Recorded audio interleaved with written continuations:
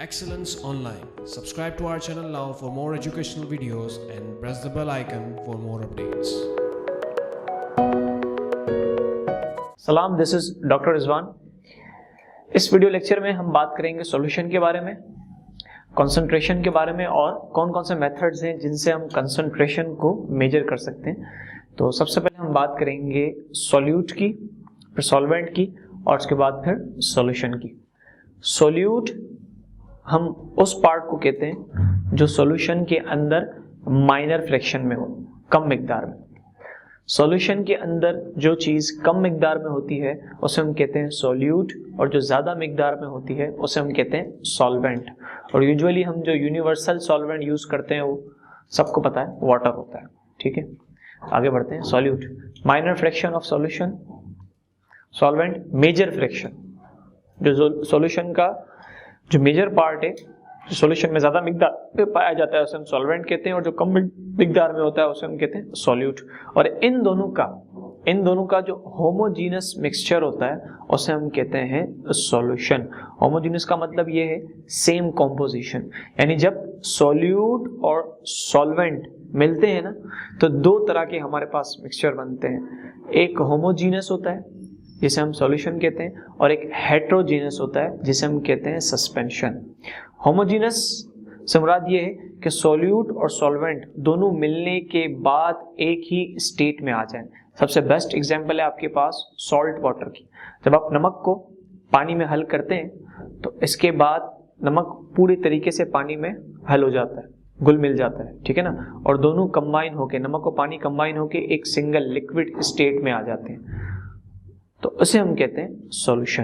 यानी जब सॉल्यूट और सॉल्वेंट दोनों कंबाइन होके एक सिंगल स्टेट में आ जाएं, ऐसे हम कहते हैं सॉल्यूशन।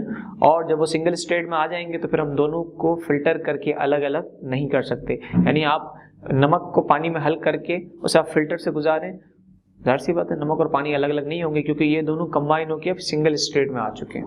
तो जब सॉल्यूट और सॉल्वेंट कंबाइन होके एक सिंगल स्टेट में आ जाए, ना सेम कॉम्पोजिशन में आ जाए, तो उसे हम कहते हैं solution. Solution, homogeneous mixture of solute and solvent. Example salt water. Now next, concentration क्या है।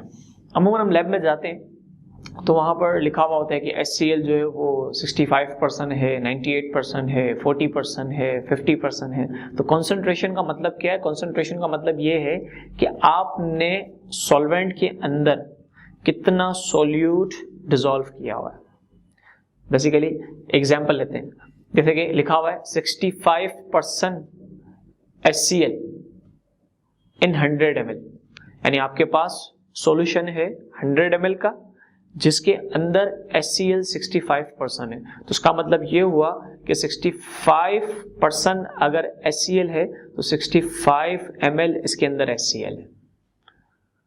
हमारे पास सॉल्यूशन कितना था? 100 ml था। 100 ml सॉल्यूशन के अंदर अगर HCl 65% है तो इसका मतलब 65 ml HCl है। तो अब HCl एसिड है, अब सॉल्यूट जो आपके पास एसिड भी हो सकता है, बेस भी हो सकता है और सॉल्ट भी हो सकता है। तो कितना सॉल्यूट आपने सॉल्वेंट में डिसॉल्व किया है, ये होती है उसकी कंसंट्रेशन। हम फार्मूला देखेंगे, हमें अंदाजा हो जाएगा। Ratio between amount of solute and amount of solvent. Formula concentration निकालने के लिए फार्मूला है अमाउंट ऑफ सॉल्यूट को आप डिवाइड करते हैं अमाउंट ऑफ सॉल्वेंट के साथ, बराबर होता है कंसंट्रेशन की। अब सॉल्यूट मैंने आपसे क्या कहा? एसिड, बेस और सॉल्ट, ठीक है। तो जितना सॉल्यूट ज्यादा होगा, आप देख रहे हैं सॉल्यूट का कंसंट्रेशन के साथ डायरेक्ट रिलेशनशिप।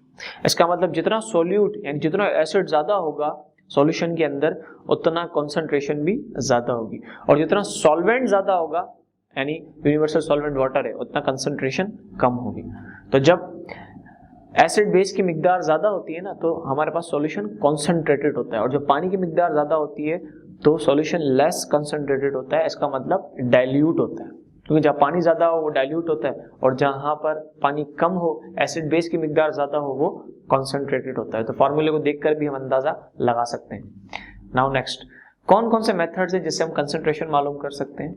एक तो आपसे मैंने परसेंटेज वाला शेयर किया कि परसेंटेज देखकर हमें कंसंट्रेशन का अंदाजा हो जाता है। जैसे एक पे लिखा हुआ है 98% HCl, तो उसका मतलब ये कि भाई बहुत ही ज्यादा कंसंट्रेटेड है क्योंकि उसमें 98 ml HCl, और एक लिखा हुआ है 65% HCl, तो उसके अंदर 65 ml HCl है।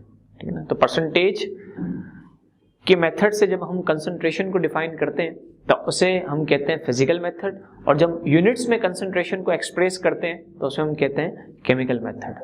केमिकल मेथड हम कौन सा डिस्कस करने वाले हैं? दो करेंगे, एक मोलैरिटी और एक मोलैलिटी। मोलैरिटी को कैपिटल एम से रिप्रेजेंट करते हैं और मोलैलिटी को स्मॉल एम से रिप्रेजेंट करते हैं। अगर आपको मोलैरिटी के मेथड से कंसंट्रेशन मालूम करनी है तो इसके लिए मैं डायरेक्ट फार्मूले पे आता हूँ, क्योंकि डेफिनेशन से ही फार्मूला ड्राइव हुआ है। करना आपने ये होता है, मोलैरिटी के मेथड से अगर कंसंट्रेशन मालूम करनी होती है तो उसके लिए फार्मूला है number of moles of solute divided by volume of solution in DM cube. In DM cube यानी जब आप सॉल्यूट के मोल्स को डिवाइड कर देते हैं वॉल्यूम ऑफ सॉल्यूशन के साथ, जो कि डीएम क्यूब में होना चाहिए, तो आपके पास मोलैरिटी आ जाती है। और मोलैरिटी इज इक्वल्स टू, अब जाहिर सी बात है मोल्स का फार्मूला होता है गिवन मास अपॉन मॉलिक्यूलर मास। गिवन मास को हम ऐसे भी लिख सकते हैं मास इन ग्राम अपॉन मॉलिक्यूलर मास। तो आप देख रहे हैं मोलैरिटी का फार्मूला अब थोड़ा मॉडिफाई हो गया। मॉडिफाई इस तरह हो गया कि मैंने नंबर ऑफ मोल्स की जगह इसका फार्मूला लिख दिया, जो कि है मास इन ग्राम अपॉन मॉलिक्यूलर मास। तो ऊपर आ गया मास इन ग्राम, नीचे आ गया मॉलिक्यूलर मास, और साथ में मल्टीप्लाई में वॉल्यूम आ गया। तो आप देख सकते हैं mass of solute in gram divided by molecular mass multiply by volume. Now next, molality. अगर आपको मोलैलिटी के मेथड से कंसंट्रेशन मालूम करनी है तो इसके लिए करना ये होता है कि ऊपर तो नंबर ऑफ मोल्स ही होते हैं, यानी number of moles of solute को अब आपने डिवाइड करना होगा मास ऑफ सॉल्वेंट के साथ, जो कि रखा जाता है किलोग्राम में। इसका मतलब ये हुआ कि मोलैरिटी के अंदर हम सॉल्यूट के मोल्स को सॉल्यूशन के वॉल्यूम से डिवाइड करते हैं, जबकि मोलैलिटी के अंदर हम सॉल्यूट के मोल्स को डिवाइड करते हैं सॉल्वेंट के मास के साथ। यानी मोलैरिटी के अंदर रेशियो था सॉल्यूट का सॉल्यूशन के साथ, और यहाँ पर जो रेशियो है वो सॉल्यूट का सॉल्वेंट के साथ है। ठीक है, नाउ नेक्स्ट, वहां पर भी अब इसमें भी ऐसे ही होगा, नंबर ऑफ मोल्स की जगह इसका फार्मूला पुट कर देंगे तो हो जाएगा mass in gram upon molecular mass multiply by mass of solvent in KG.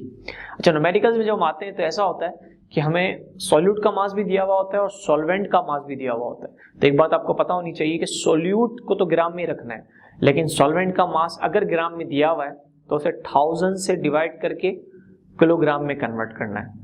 तो अब पहले पहचानना पड़ेगा ना कि भाई सॉल्यूट क्या है और सॉल्वेंट क्या है। तो अभी आपको मैंने डेफिनेशन बताई थी कि जो कम मिकदार में होगा उसे आप सॉल्यूट कंसीडर करेंगे, और जो ज्यादा मिकदार में होगा उसे आप सॉल्वेंट कंसीडर करेंगे, और जो सॉल्वेंट होगा उसको फिर आपने ग्राम में नहीं रखना है, उसे आपने कन्वर्ट कर देना है किलोग्राम में।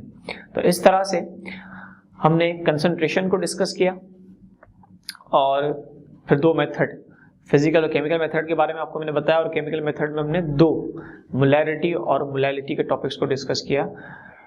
अब नेक्स्ट वीडियो लेक्चर में हम इसके न्यूमेरिकल्स की तरफ आएंगे। तब तक के लिए अल्लाह हाफ़िज़।